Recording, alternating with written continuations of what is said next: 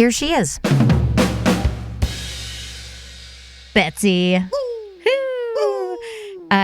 We've been buds for so long. Yeah. But pretty much since moving for me. Yeah. 2008 or something. Yeah. Right? You moved down here from Sacramento. Yeah. Took the world by storm. Yeah. Rewind the. Oh yeah, I remember that. Yeah, no, it was kind of a storm. Yeah, it was a little bit of a storm. Wow, the world is cool. Let's rewind the clock a little bit. What started you in improv, and then what motivated the move from Sacramento down to LA?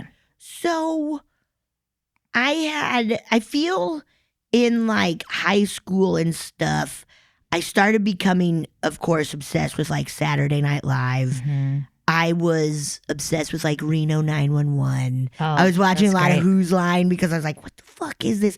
And we've talked about this because you might have been there. When I was 16, I saw Boom Chicago in Amsterdam. Yes, we did talk about this. Yes. So 2000? I was not there. Yeah. But I want to say maybe Becky was there. Beck was there during that year. Yeah, it was like Beck, Jordan, Jim was not there. Yeah. Because then I saw Beck at Second City at my college. Wild. Because I remember seeing that same headshot and I was like, I've seen that lesbian. awesome lesbian before, like where I was like, whoa. And so I had always been like, and I was blown away by like Reno 911 and all the Christopher Guest movies of like, they improvise. Yeah. What is this? What is this? And then in college, I got more and more into the idea of like, what do you do to get on Saturday Night Live? Yeah. And from there, it was like, oh, Second City, IO, and then UCB started to come up. Mm-hmm. And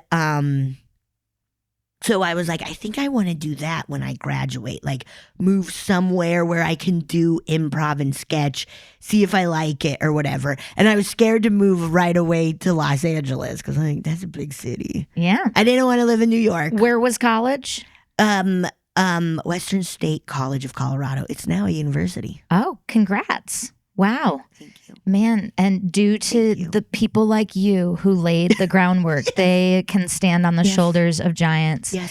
I also went to a Western. I went to Western Michigan University. Yes, Western. Yeah. Were you guys also the Broncos? No, we were the Mountaineers. I'm surprised we weren't the Broncos. Yeah. Though. So close to Denver. I'm not surprised we weren't the Mountaineers. Yeah. I think we were below sea level. Oh, yes. Yeah. It was a big school of like outdoor education. Amazing. When it was snowing, like professors would be like, you can go ski. Just go ski. You can go ski. We'll be fine. We'll see you Read next this, Wednesday. Like, don't worry about it. Yeah. Because I think the professors are like, I want to go. They wanted to ski too. I want to ski as well. Yeah. So. Did you have to learn avalanche safety and stuff like that? No, but I learned that in high school. But I never did the hardcore like touring or backcountry skiing and stuff. Did you watch Skimo on the Olympics this year? It wasn't that wild? That was nuts. Yeah, man. Looks exhausting. I was going to say, it's amazing that their hearts don't burst out of their chests. That's just too much cardio. Just the little, like, all the races I watched, there was like one person destroying it so far ahead. And then when it came to either taking their skis off and putting them in their backpack or taking them out of their backpack and putting them back on their feet, it was just like you lost the whole race. Game over. You just lost everything. Yeah, you spent all of your blood and brain cells on the pursuit of like running upstairs in skis, and now you're too shaky to change your shoes. Yes. Yes, it was so nuts. Okay, so in college, were you a theater major? Or? Yes. Okay. Yes. And so I was doing so many shows. It was so much fun. Yeah. And I was getting really, because I grew up loving doing plays and theater and stuff. My dad is a children's playwright. Oh, and so I grew up you told doing me his shows a lot. Yeah, he's like sort of a big deal in children's theater. It's so amazing. Isn't And that it's fun? also like, of course. Yeah. It's like in the scene in Gremlins where he's like, don't spill water on the mogwai, Yes. or, and it like multiplies. It's like you are the mogwai that sprung out of the back of your dad. That's Yes. like also, it's like, I'm a children's play too. Me too. Right. Yeah. Are your sisters theatrical? They were in through high school, and one sister, my oldest sister, went to Northwestern for musical theater. Oh, cool. And she like lived in New York and kind of all over, like doing shows and stuff, like off Broadway and everything. No kidding. And then she got stage fright. Just got it? Like caught it? I don't know. It's like there's like an episode of something like the Brady Bunch or something where like all of a sudden someone like gets stage Probably, fright. right? Yeah. Jan? No, Rob. Jan permanently has it. Marsha? I can't remember. No, probably Greg because he's a rock star. Just keep naming them. Alice? I Was love it Alice. Sam the Butcher? Did Must he have been get Sam it? the Butcher. Gotta be Sam. So she just all of a sudden got stage fright. She moved out to LA to like try acting and TV and everything. And then like kind of was just like, I don't want to do it. The idea freaks me out. Wow. And stuff. Allergic to performing all of a Yes, sudden. And yeah. pivoted to what? Accounting? So now she's a librarian, like a Similar. children's. Wow. Oh. And she puts on shows at the library now. So Another she's like one of kind of taking that back, Yeah. you know? Yep. Yeah. Man, Yeah. strong DNA in your dad's lineage there. Yes. Okay, Yes. I've cut you off and tangented us so many times. Take me to, you didn't want to move to LA or New York, Yes, big cities. Big cities. I had done a semester in New York at Marymount Manhattan College, where I think Eugene and Trisha went. There, yeah. And I hated it. I hated New York. And the school was too intense for like it was just too like too much. And even the professor was like, "Wow, Colorado, huh? Good luck." And I was like, "What do you fucking mean?" And then cut to like December being like, "I can't do that. I hate this place so much." And I got crazy anxiety there. I had had anxiety my whole life, but I started having really bad panic attacks there. That I didn't know were panic attacks. I thought I was dying. Yes, that You know? I have been through that chapter. Yeah. And when you don't know what they are, you I think thought I you're was having a dying. heart attack, you can't breathe. And I got crazy germophobia from living there. Wow. Like, I think because a lot of my anxiety ever since I was a kid has been attached to the idea of getting sick in any way. Living in New York City, where it's like I'm walking by piles of human shit and trash, I'm gonna die. And then like started feel, and it just really to where I was like, I cannot and do not want to go back. Also, talk about a place where you have zero control over your environment. Yes. Yeah, at all times. Yes. Even in your apartment, where Yes. it's like you can't turn your heat on. Your landlord does it. Yes. And at the time I was living with 3 other girls who were, a tiny Who were taking shits on your who were living shitting room floor. everywhere.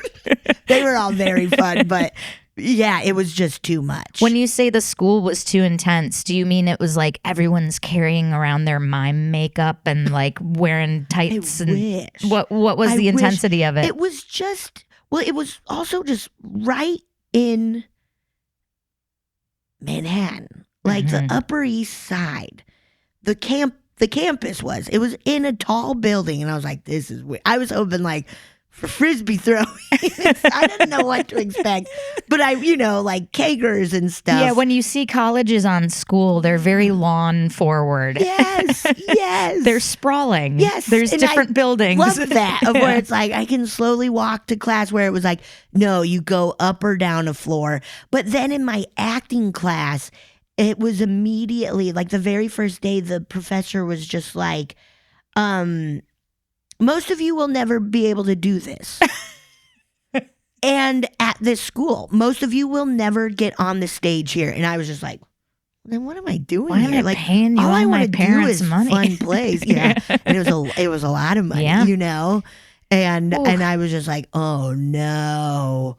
because all I want to do is plays. Yeah, I just want to do like the funny character in all the plays. Like, yeah, let me walk in, say my line, vacuum the floor, and leave. And if it's a musical, I'm not going to sing. But I sure am going to dance in that back line. You and I think, have the same character track. Yeah. Absolutely. Like, I'm not saying, Most of you will never be able to do this. Did it sound like he was trying to intimidate you, trying to like get some early dropouts? I guess so. I don't, yeah, I guess that must have been it, of just like, welcome, you're done for, kind of like, this is gonna be hard. And I was welcome like, to the military. Drop and give me 20 sonnets. Yeah. Oh no. Shakespearean. Oh no. Yeah, so it was very just like, this is not my vibe one bit. How cool, though, that you are someone who is so aligned with who you are, that you've always known what your joy is and what it isn't. Yeah. And that you were able to admit that to yourself and go, oh, I don't like this. I guess that is cool. Not everybody has that. Yeah. You know? And my parents have always been very supportive of that, because as soon as I came home, I like lost a bunch of weight. They were like, you do not look good. And I was like, I do not feel good. Your tie-dye shirts have all turned gray, and we're not sure why. All the color is gone from you and your whole aura. And it was just like, yeah, man. And so they immediately were like, okay, you don't have to. Like, what school? And I had a couple of my best friends from high school were at Western. And that had been kind of my number one spot. State, my number one, like, in state school anyways, because it's small and I just really like the vibe of it. And then having a couple of my best friends there was like, this is awesome. There's another great like thematic overlap here, which is that like it's important to know like what vibe, what general surroundings contribute to you feeling the best and being confident. Yes. And it's like it can be counterintuitive at times. Yes. Like on paper, it looks like Marymount Manhattan would be. It's like, well, this is the smart choice. Yes. I want to be an actor. I also was like, Lorne Michaels is going to see me walking down the Exactly. street in 1 year, and I'll be on Saturday night. Right. I'm going to get scouted from the bodega. There we go. But it's like, yeah, like looking at that, it's in New York. It's where SNL is happening. It's the best acting training. You're going to do all the rigorous stuff. Yes. But because the vibe was off for you, it's like pulling a fish out of water. The fish isn't going to do anything there. So it's more important to get you in the vibe that you need. And who cares if it's a smaller pond? It's like you need to thrive around good vibes and nature and a relaxed time. Yeah. Yeah. Yeah. And because I've never thought of this until now, of like, I don't know what would have happened if I tried to go back for a second semester. Like, would everything have been crushed? Like, would I have been like, you know what? Actually, I'm going to go to art school and become an animator instead. Yeah. Because that was also like high up on a like potential thing. Yeah. Would it have crushed your interests out of you? Or would it have broken you long and slowly? Like you kept, forcing your way through, but because you are kind of joyless or stressed while you're doing it, you're never getting cast. And now it's a long, slow, bad career where you're trying to make it work and you don't know why you're not booking, but it's because your soul has flown the coop, That bums me out. I think about that a lot. Of like, I would be so sad. I mean, of course I would. If I just, I would. What a bummer to be bummed all the time. Yeah. This relates to a lot of our listeners because I've had people reach out and be like, should I move from here to a bigger city or whatever? And it's like, the answer is always whatever makes you the happiest. Yeah. Because if you're like thrilled in Austin or wherever you are, then that's the important thing. And you're not going to be doing good improv if you're not happy and fulfilled. You're not going to be, you're going to be a bummer of a straight man, probably. You're like, we're not doing that. And your teams are going to be like, Well, get off the stage, man. Quit showing up being like, I don't want to be here. Right. Welcome to the retreat. Nope. No. Different group game. We're at a funeral. Okay. For my life. Okay. Oh, jeez. Jesus. Okay, so you graduate college and you want to. Were you angling towards improv at this point? Yes, I was kind of like improv and sketch because of Saturday Night Live. Yep. And I was like, I don't think I want to live in Chicago for Second City. And I've always because that was too big of a city as well, or too cliche. Maybe. I don't know. I've always been drawn to California. I think because it's Saved by the Bell. I've always been obsessed. And my sister, who's closest to me in age, we both loved Saved by the Bell. No shit. You're like dressed like Screech right now. Oh no, see Zach now. I am dressed like Screech. Oh boy. But yeah, like I've always been, and I did, my oldest sister was living here at the time. Gotcha. So, but I've always was like, I want to see what California is about. Yeah. And then, but I was still scared to move right to LA because I didn't have any, like a job or anything. And so my parents were like, because the school I ended up going to was very cheap because it was in state. Oh, and yeah. like my sisters all went to like huge expensive schools like all over the United States. This one took hacky sacks for payment. Pretty much. I like my senior year, I broke my ankle and had to get 2 surgeries. And my parents are like, that costs more than your entire college career. And I was like, yeah, okay. But with that said, they were like, let's take out a little loan for you and you can fly and audition to play like 4 little comedy theaters. You can fly there, audition, see what the town is kind of like, and then decide like what your next move is. And they're like, and you'll get a job. It might be a crappy job, but you'll do this. And I was like, okay. Wonderful. And I went to Sacramento first and did the audition and had an absolute blast. Great. And then Brian Crawl, shout out, who owns the Sacramento Comedy Spot, he like called me like that following week or something. It was like, you're really funny. Like, I want you to come out. And I had told him when I was there, I was like, I live in Colorado, but I just want to try something new. And he was like, if you want to come out, please come out. And so I was like, okay. And I'm going to go and make that move. And they were just having like open auditions or something? Yeah, I was just on the internet like pretty much my whole last semester through a chunk of the summer just looking at like little comedy theaters. That's amazing. To see. And I think it was also like all of it was a stepping stone to be like, do I want to not live in Colorado? Mm-hmm. Do I want to do improv and sketch? I think yes to both, but let's try. And my parents were always like, you can always come back to Colorado. To the point where like later on when I was like on TV shows and stuff, my mom would be like, so there's always a spot in Colorado. Like Denver has a pretty good comedy scene. I'm like, Mom. I'm on the red carpet. I have to go. I'm doing an interview. But yeah, she would keep bringing it up where it's like, I'm doing okay. I like it here, Mom. Yeah. I like it a lot here. It has stuck. Yes, it's stuck. I don't want to live anywhere else because I love it so much. Oh, that's so sweet, though. So then I was like, okay, I'm going to move to Sacramento. And Comedy Spot was mostly short form? Yes, at the time, it was mostly short form. But Brian was really good friends with Jeff Sloniker, who was down in LA doing UCB stuff. Right. So Jeff was kind of mentoring Brian and telling him all about like kind of this new world of like long form. Amazing. Improv.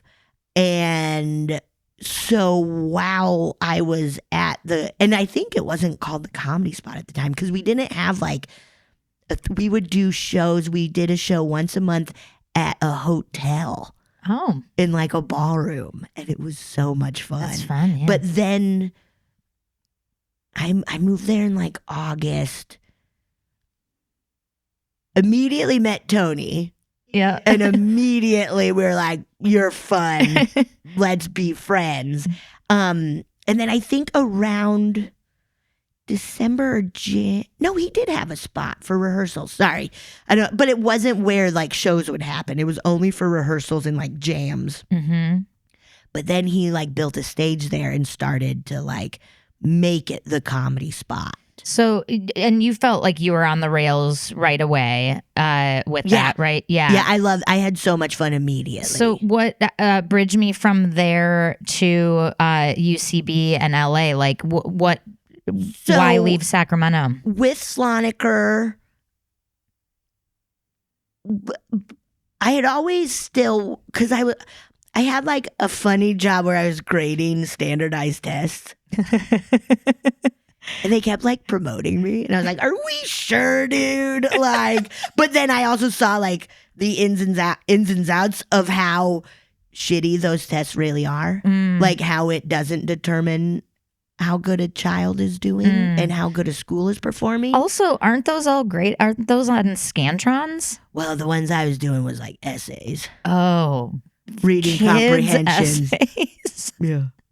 Yeah. And there were all these weird, I guess, rules and guidelines of how to grade. And there would just be so, and I worked with a lot of like retired teachers where they would flip out and they would quit because they would be like, this is not showing how good the students are doing in these schools. And they were the tests that determined budget. And so it was a little like, this is weird. But I was like, hey, I'll take the money so I can go do a sketch about being a psychic who shits her pants on the weekends. Come on. And I had always been like, I think I want to go try LA at some point. But because of Sloniker, we like went on a couple of trips to see UCB shows and hang out in LA. And both Tony and I were like, do you want to do this? Because I want to do this. And so after, I think I was there for like a year and a couple months, where we were like saving up and we're like, let's move down together, which was so wonderful. I can't imagine moving here on my own without friends. I still think about you guys every time I park on that street. Is it Tamarind next to UCB? Yeah. And they've like rehabbed that building. I want to see it so It looks bad. all fancy on the outside so now, but it was like, fancy. just a classic, LA apartment building when you guys lived there. Yeah. You guys shared a 1-bedroom. Yes, we did, split the rent. Were so poor and we're like, hey, this will be cheap for both of us. It was awesome. It was real so fun. Laverne and Shirley. It was so Laverne and Shirley. We had a lot of fun. Yeah, you guys had some house parties there, and also like when I would coach teams of yours, we would meet up in the the rec room of the apartment building. We had a rec room. Yeah, which I think there are people who still live in who live in that building now and still rent out the rec room. Because I want to say, Rose, didn't you and Dan do a show in the rec room or something? Yep. And we met up afterwards. And I was like, whoa, it's still happening. Cool. You did that recently? No, it was a while. It was a ago. couple of years ago, something like that. But I was like, that's great. Yeah, I love that it's rec still room. happening. It's still going. We did so many Billy Merritt, like, let's do a 35-minute opening in that rec room. I'm just like, so funny. I guess we'll all sit at this table for a while.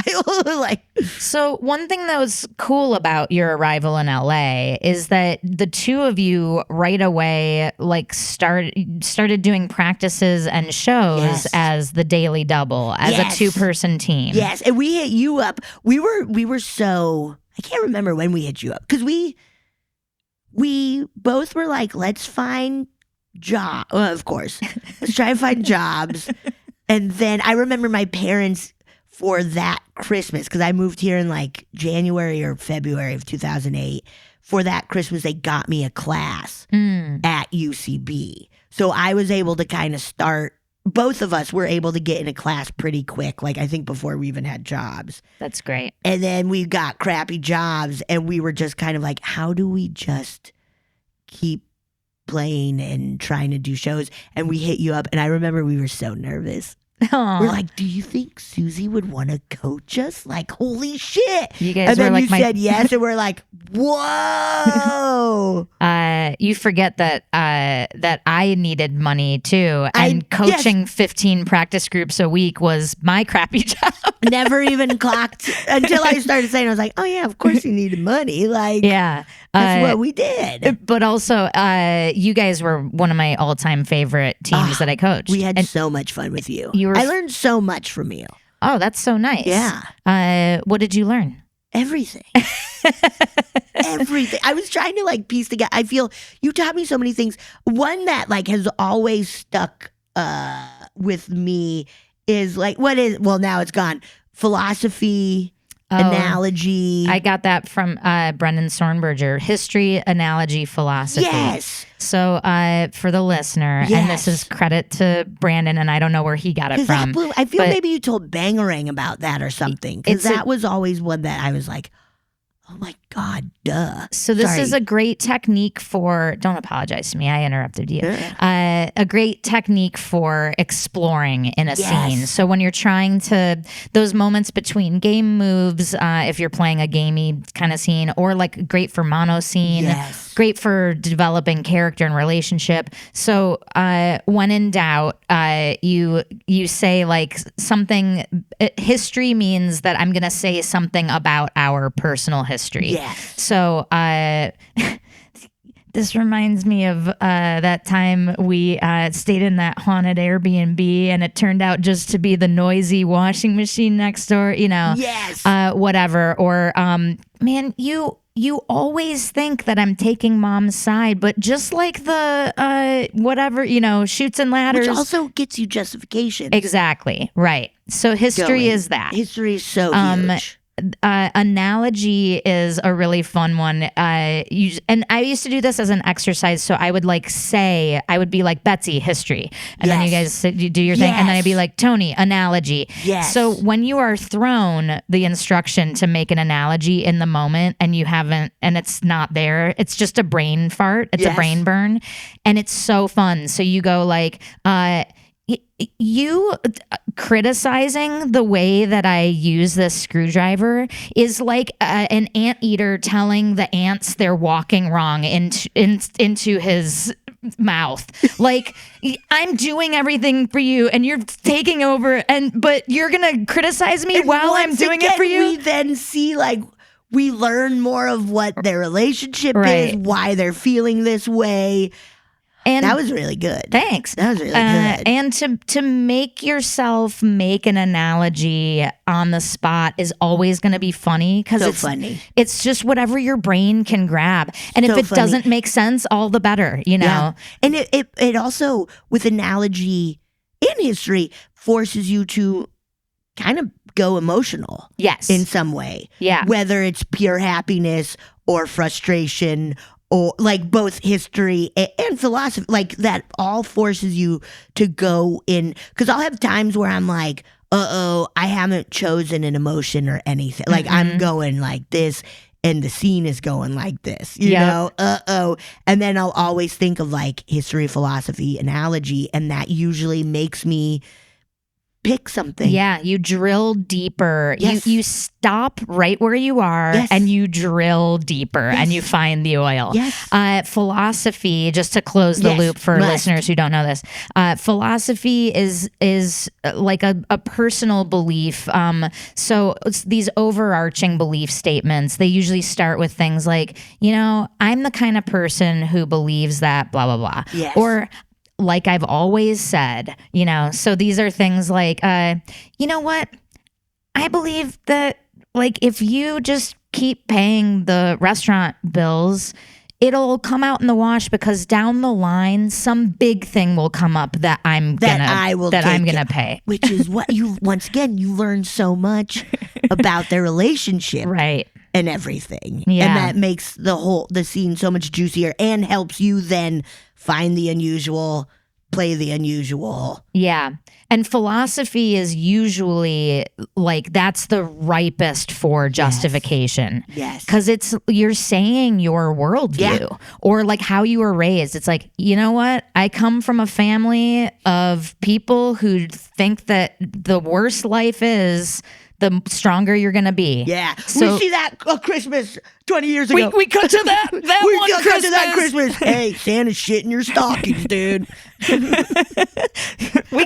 But it does set up so much fun stuff for if we're in a Herald, second beats. Yes. Like it just plants these awesome, it makes a scene, a really good scene. Yeah, it gives you so much to hang on to because now you know more and there's a foothold. It gives your partner so much to play off of because they can choose how they feel about that. Yes. If they believe the same thing, that's great. You can both be emotional in the same direction. Yep. If they don't, we have some nice polarity in the scene. It's shout out to Brandon. So you learned that from me. Great. I learned so much stuff from you of a lot of emotional play. Because once again, like when in doubt, pick an emotion. Right.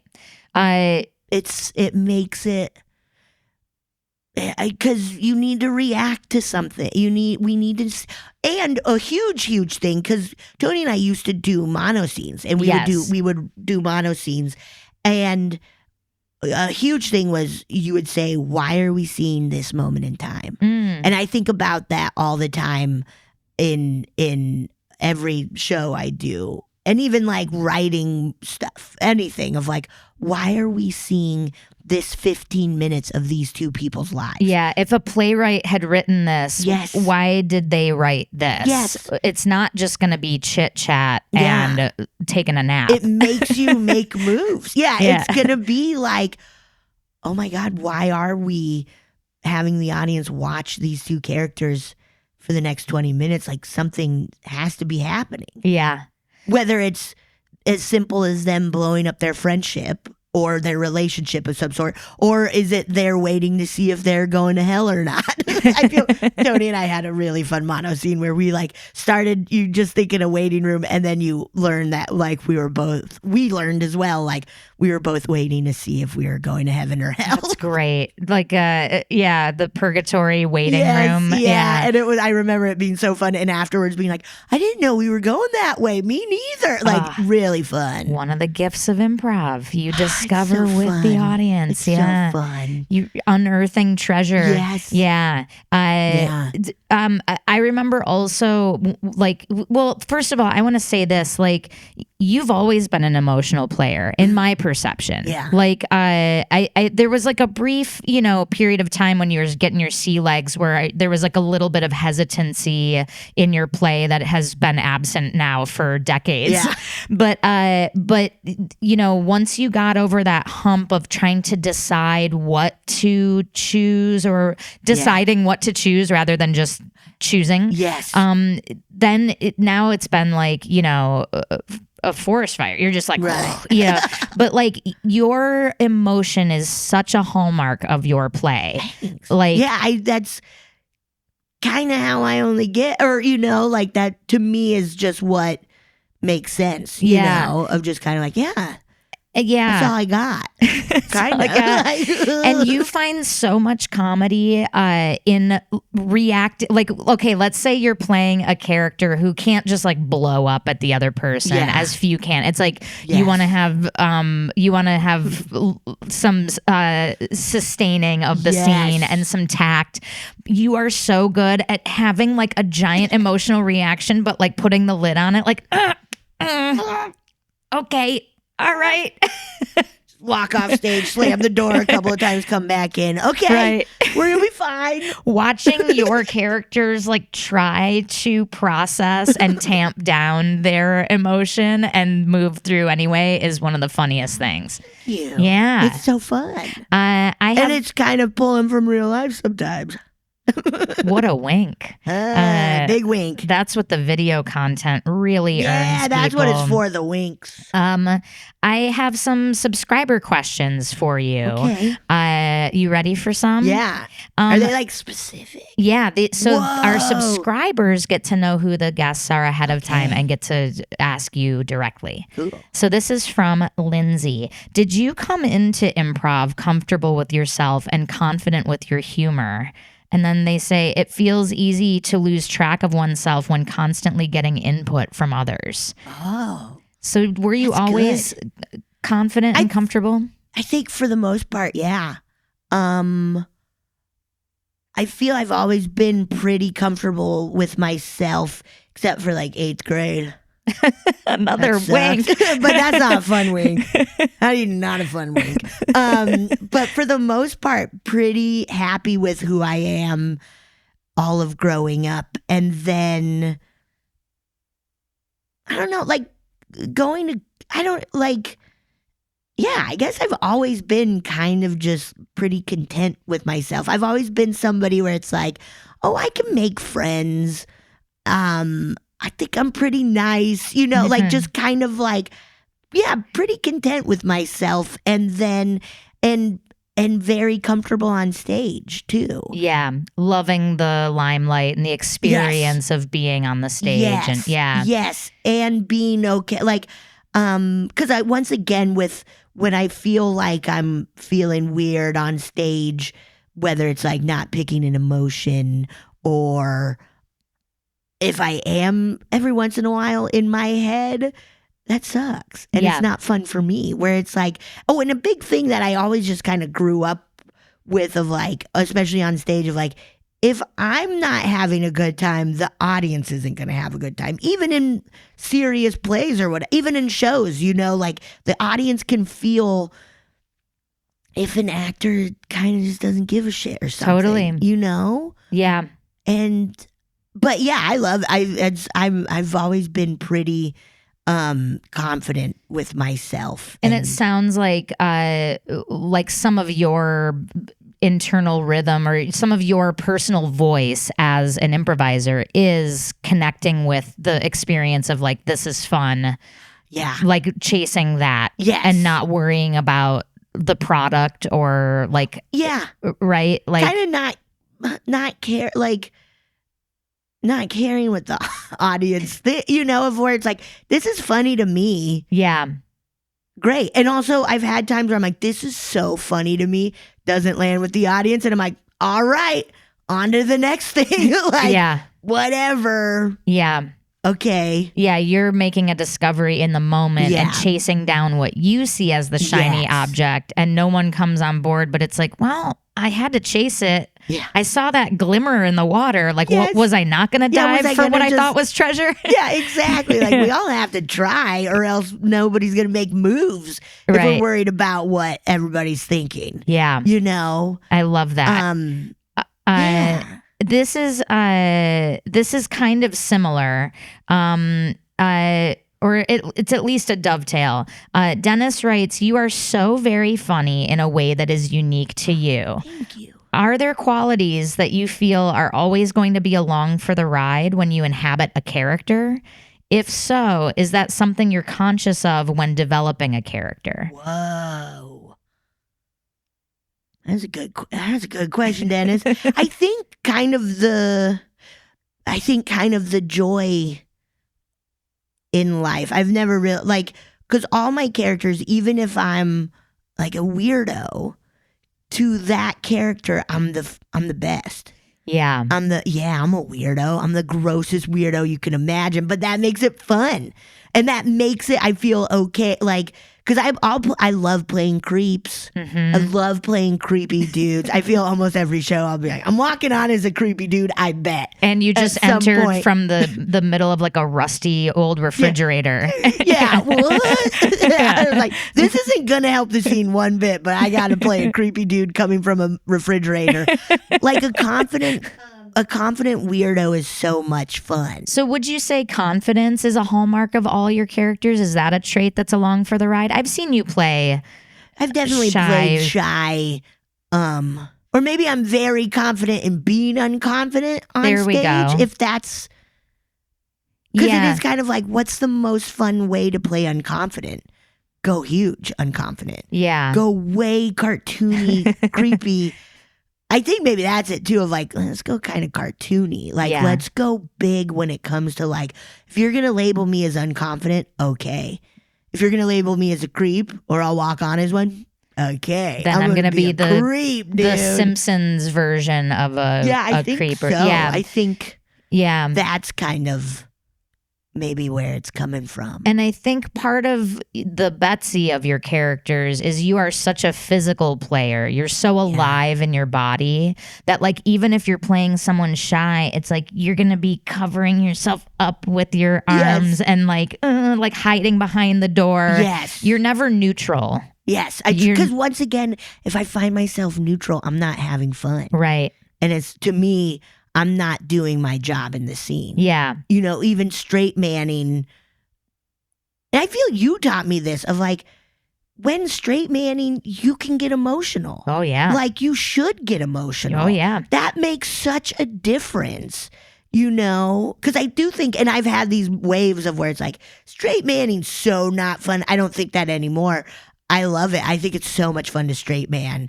But it's like, no, you can freak out. You can it's cry. Steve you can Martin sob. in Planes, Trains, and Automobiles. Yes. You're messing with the wrong guy. Yeah. It's so much fun. Yeah. And helps the heightening of the scene. Yes. It helps an outburst or a losing of it is now something you can deflate from and then build back up from. Because in real life that happens. Yeah. You know?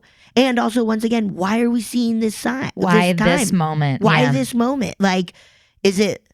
And I feel I learned this from you, too. And I remember, like, telling the groups I was coaching this a lot of, like, is this the first time when you're straight manning? Is this the first time this person is acting unusual? If so, let's figure out what's going on.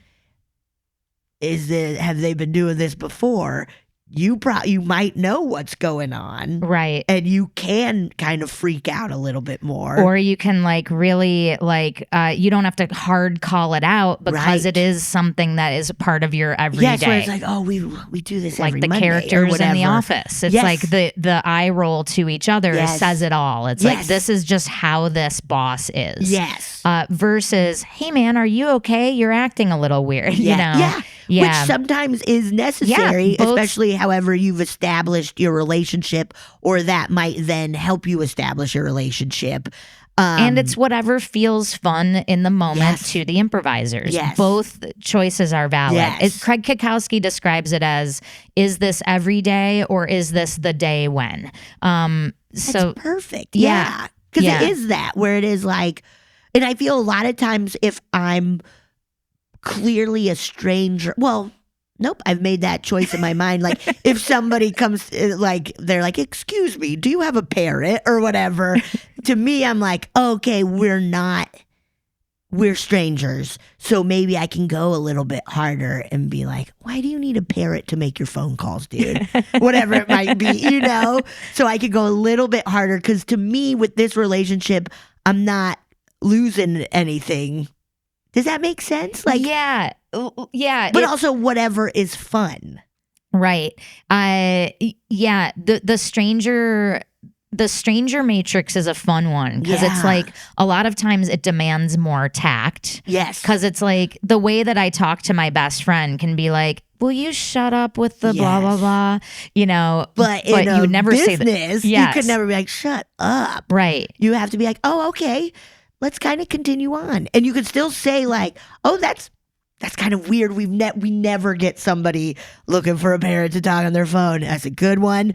You know, you can still call out. Yeah. But also what you were saying initially is also at play if you want it, which is, do you really... what you want that to make a phone call? It's like it doesn't matter if you burn a bridge, but there's also tact that needs to be at play.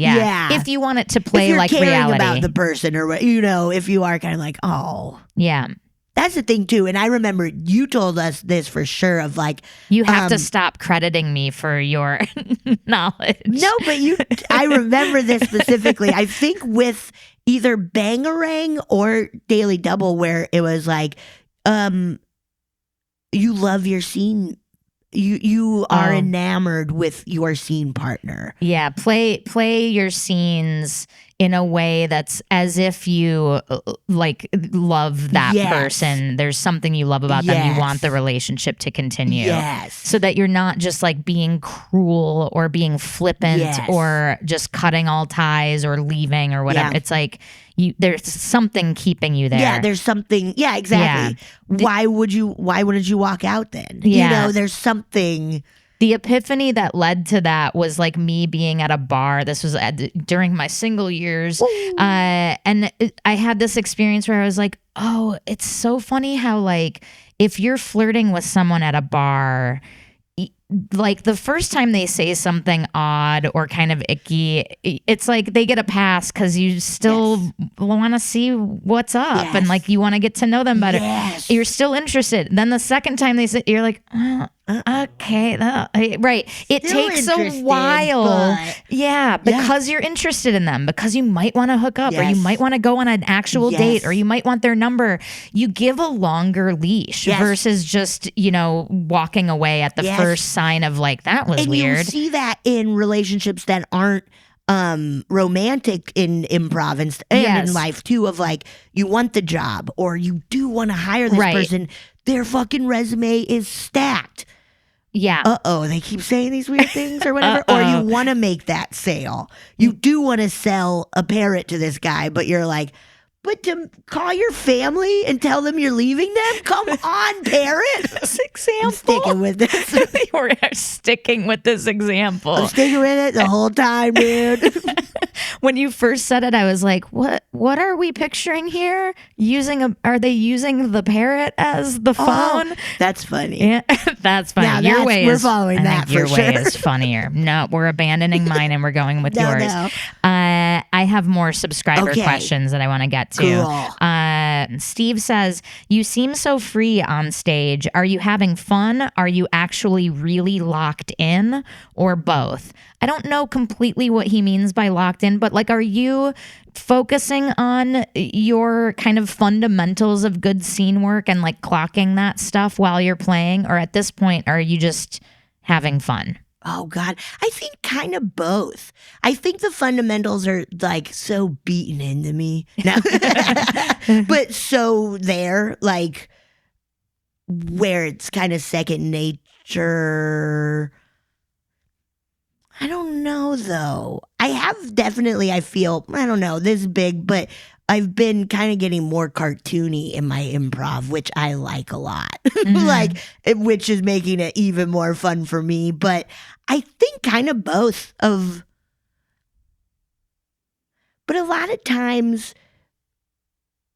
I don't know, for me, and I think for a lot of people, like, your gut instinct is the fun, and a lot of times going along with the fundamentals, usually, Do you feel that? Like, yeah, I think there's like different phases that an improviser goes through that maybe they're not consciously aware of at the time, but when you look back at the breadth of your timeline, you go like, oh, during those years, I was really in my head. Then during these middle years, I was like having more fun, but I was also conscious of, my coach's notes from all the years past. And then in these later years, I was just having fun. Right. That's what I think my timeline has I feel looked mine like. Too, probably pretty similar. Of like, oh, let me keep in mind. But I'll also, once again, like trying to just be in the moment,